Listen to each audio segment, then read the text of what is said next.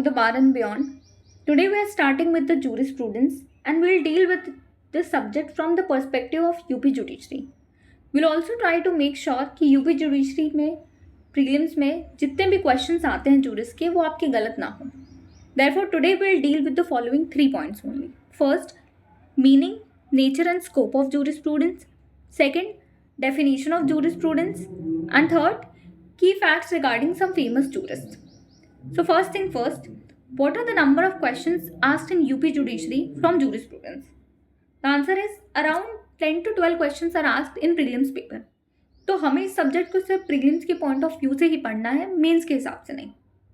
Now let's start with the first point, that is meaning, nature and scope of jurisprudence. Under this point, we'll basically deal with two questions. First, that from where does the term jurisprudence originates? The term jurisprudence, which is an English language term, it originated from the Latin word jurisprudentia. If we break down this word, we'll get juris and prudentia. Juris means law and prudentia means knowledge. So collectively it means knowledge of law. Therefore we can say that jurisprudence is the knowledge of law. Jurisprudence is also regarded as the philosophy of law which deals with the nature and function of law. We can also say that jurisprudence is the grammar of law. The next question is that who for the first time started the study of jurisprudence as a separate branch of law? The answer is Romans. So you really need to keep these two things in mind, that for the first time the study of jurisprudence as a separate branch of law was started by the Romans, while the term jurisprudence has been originated from the Latin word jurisprudentia. Most of the times these two questions have came in UP judiciary and it has confused a lot of students. Moving on with the next point, that is definition of jurisprudence.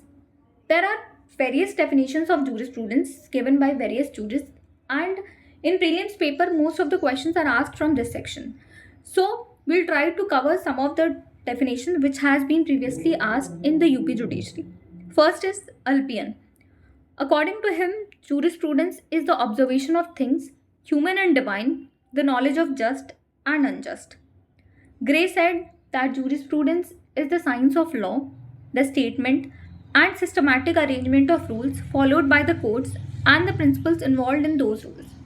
John Austin, he is the father of English jurisprudence. He said that jurisprudence is the philosophy of positive law, while Salmon said that jurisprudence is the science of first principles of civil law. According to Quito, jurisprudence is the study and systematic arrangement of general principles of law, while Holland said that jurisprudence is the formal science of positive law. There's one more jurist, Lasky. He said that jurisprudence is the eye of law. Moving on with the third point, that is key facts regarding some famous jurists. We're starting with Salmon. So Salmon laid down the foundation of positivism in modern sense of term. He also made the distinction between jurisprudence in two senses, that is general sense and specific sense. According to Salmon, analytical, historical and ethical jurisprudence are different parts of jurisprudence. Next is Jeremy Bentham. He is considered as the exponent of utilitarianism, and this theory of utilitarianism is based on hedonistic calculus. He categorized the subject of jurisprudence as sensorial and expositorial. He supported laissez-faire, which means minimum interference of the state in the economic activities of individual. According to him, the task of the government is to promote happiness by furthering the pleasure and reducing the pain. Next is John Austin. We all know that he is the father of English jurisprudence. He has said that existence of law is one thing, while its merits and demerits is another. According to Austin, the science of jurisprudence is concerned with positive law. And by positive law, he meant law properly so called, as distinguished from other laws which he described as laws improperly so called. He described positive law as the aggregate of rules which is set by man politically superior to men as politically inferior subjects. He also gave 4 essential attributes of law. These are command, sanction, duty, and sovereignty. According to him, Sanction is the evil consequences of disobeying the command of the sovereign.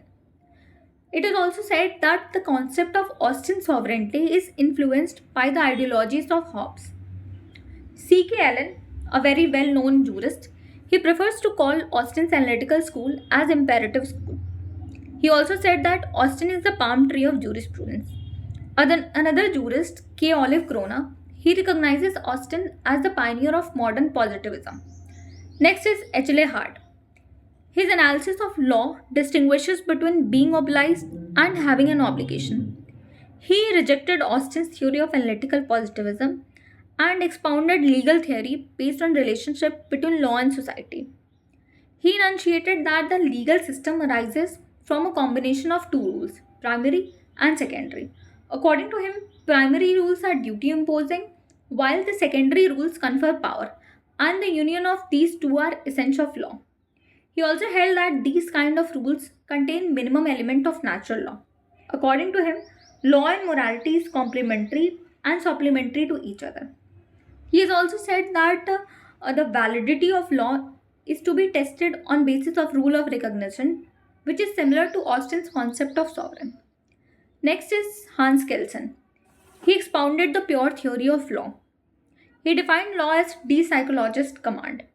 He divested morals, ideals, and ethical elements from law and tried to create pure science of law devoid of all moral and sociological considerations. His pure theory of law is a positive law based on a normative order, eliminating all extra legal and non legal elements. The pure theory of law is based on a pyramidal structure of hierarchy of norms, which derive their validity from the basic norm, which is called Grundnorm. The Grundnorm determines the content and it gives validity to other norms derived from it. The pure theory of law deals with knowledge of what law is and not concerned with what law ought to be. Moving on with Savigny. He is considered as the Darwinian before Darwin and sociologist before sociologist. The origin of law lies in the popular spirit of people, which Savigny termed as Volksgist. He considered the growth of law as continuous and unbreakable process bound by common cultural traditions and beliefs. The notional character of law was introduced in jurisprudence by Savigny.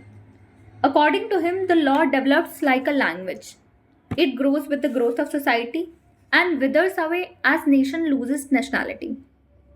He believed that law is the product of general consciousness of the people and a manifestation of their spirit. He also considered the growth of law as continuous and unbreakable process bound by common cultural traditions and beliefs. Now we're done with the key facts. So in next class we'll deal with the schools of jurisprudence and the classification of jurisprudence.